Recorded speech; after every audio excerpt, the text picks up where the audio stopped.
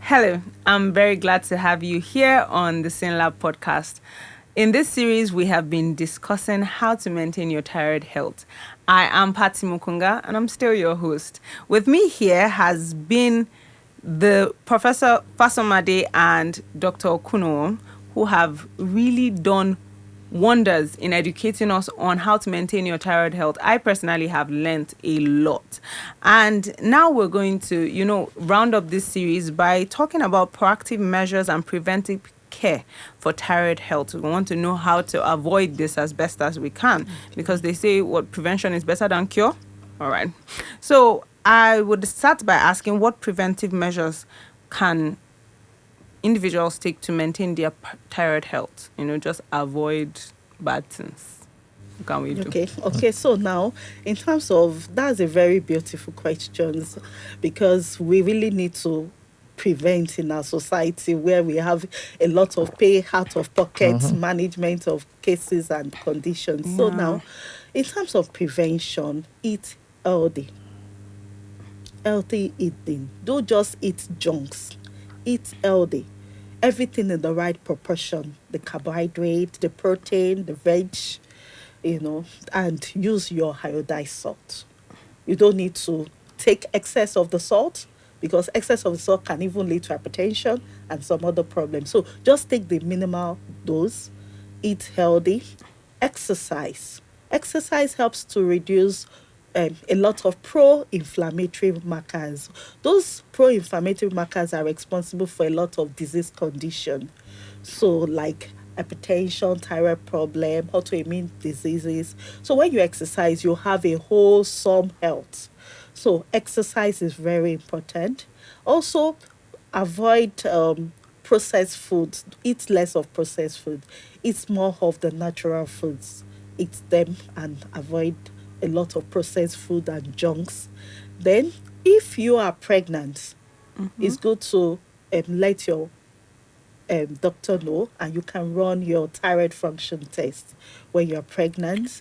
And also, I think conventionally for babies, they run their thyroid function test For as babies too? Yes, sometimes. Sometimes they run it Wow. just to check their thyroid profiling, because there's what we call congenital hypothyroidism. But so your thyroid is functioning like from birth, even before. Yes. Yeah.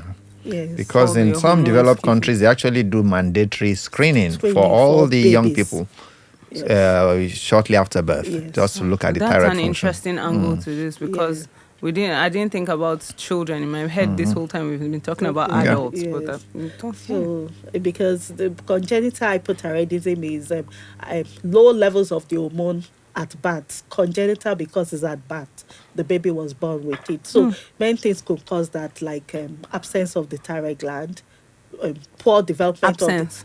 of Some people don't have. it. So poor development of the thyroid gland. It looks so small and not functional. So when those babies are born like that, they have to live all their life with supplement. Thyroid supplementation. So you need to early screening. Pregnancy too, you screen yourself. There are some people that when they get pregnant, they can develop thyroid problems, associated with pregnancy. Some after pregnancy, delivery of babies, they can develop thyroid problems. They call those ones postpartum thyroiditis. So they develop it within a year after delivery. So it's good to always, when you're pregnant, after delivery, just check on yourself, your routine checkup, and eat healthy, exercise, avoid stress. Stressors are not good because they increases those inflammatory markers and the rest. So with that, you can actually largely prevent thyroid problem. And once you have it, present on time to your doctor. Don't be doing Don't do self-treatment. Self-medication. Yes, that was my next question. Yes. How effective, like how important maybe is early detection for thyroid issues? Is it something that can thyroid issues be cured? Very, very important. You must detect it early. If you notice any swelling of your neck, even if you think it's because you are fat or you are putting on weight, let the doctor be the one to decide.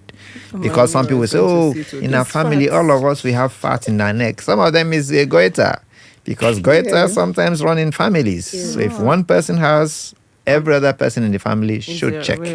And they are at risk, yes. So they should all check.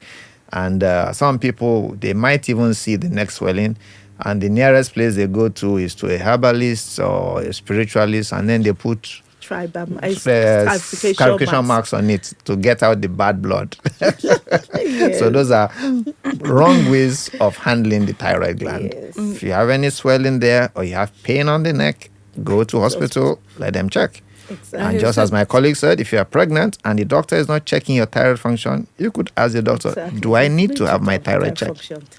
This is why it's good. This is why we're doing this. So people are aware that they can even ask for these things. Exactly. You know what to ask for at any point in time.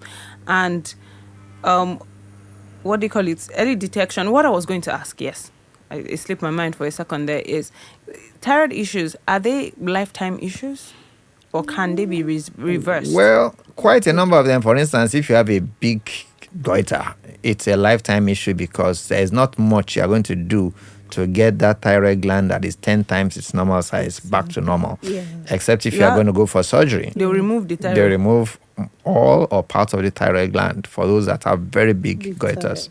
But if you don't let it get to that level, most times with medication or with other forms of medical management, you can get it back to its normal size.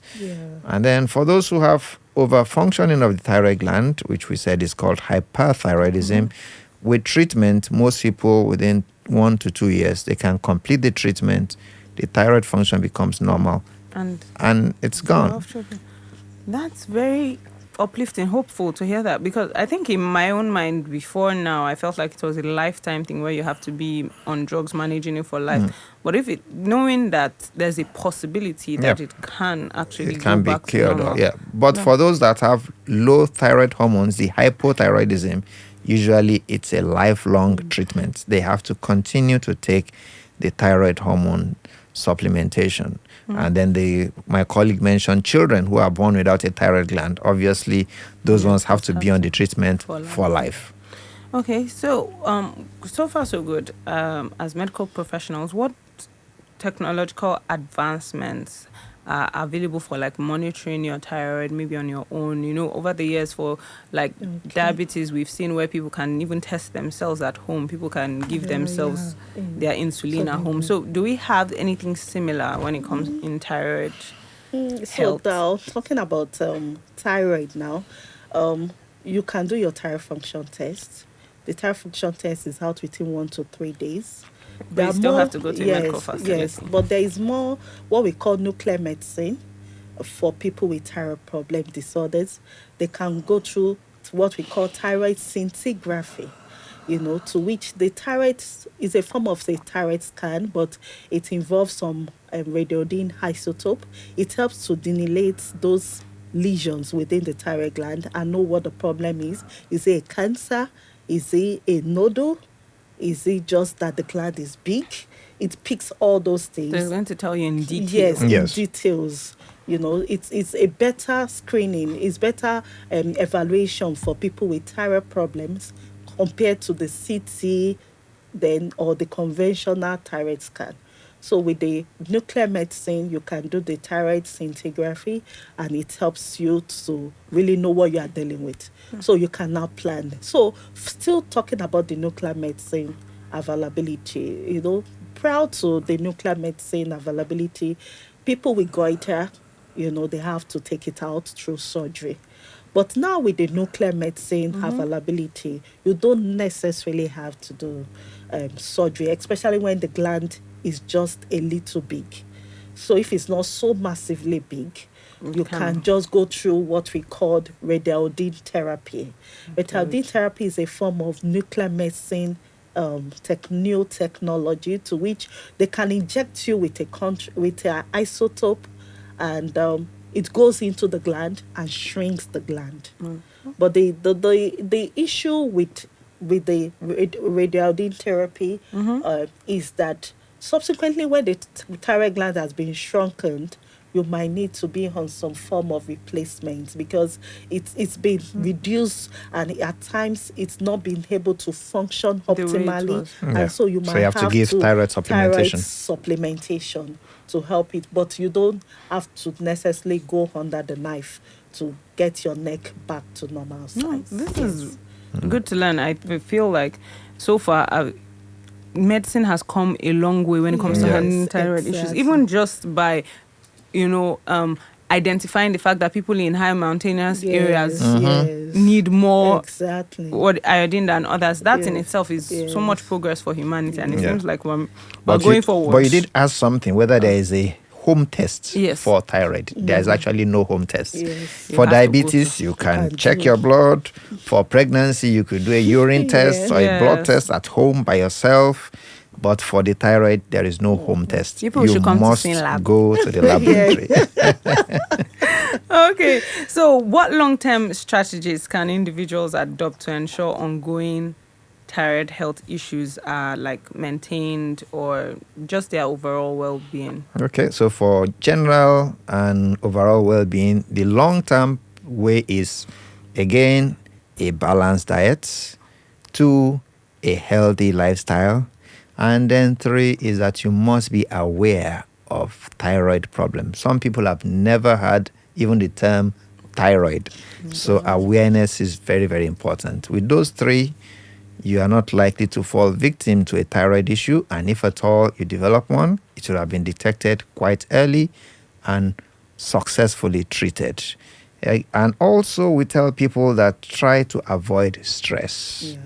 Yeah. Try to avoid stress. Have enough time for sleep, enough time for play, Yes. enough time for family, enough time for other things that you love. And that way, you find out that most of the organs, including the endocrine organs, will work well. Excellent.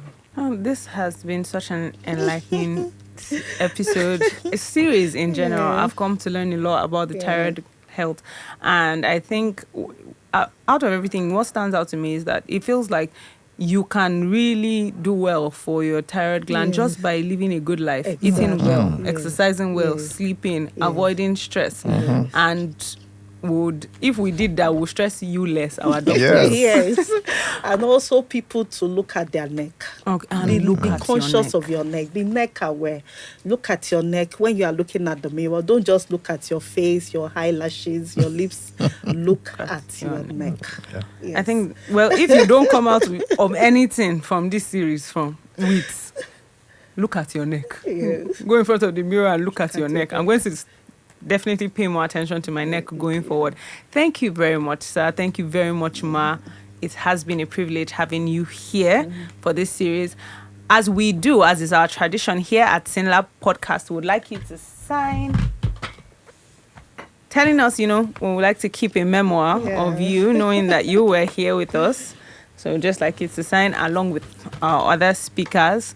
And while that is happening, I'd like to remind you that just as you have learned so much from this podcast, there's still much, much, much more content where this came from. So like, follow, share, comment, subscribe, tell everybody about SYNLAB Podcast. We're here on YouTube. We're also here on Spotify. It's been nice having you here. It's been nice doing this series, and we're signing out. I'm still your host, Patsy Mokungah. Until next time.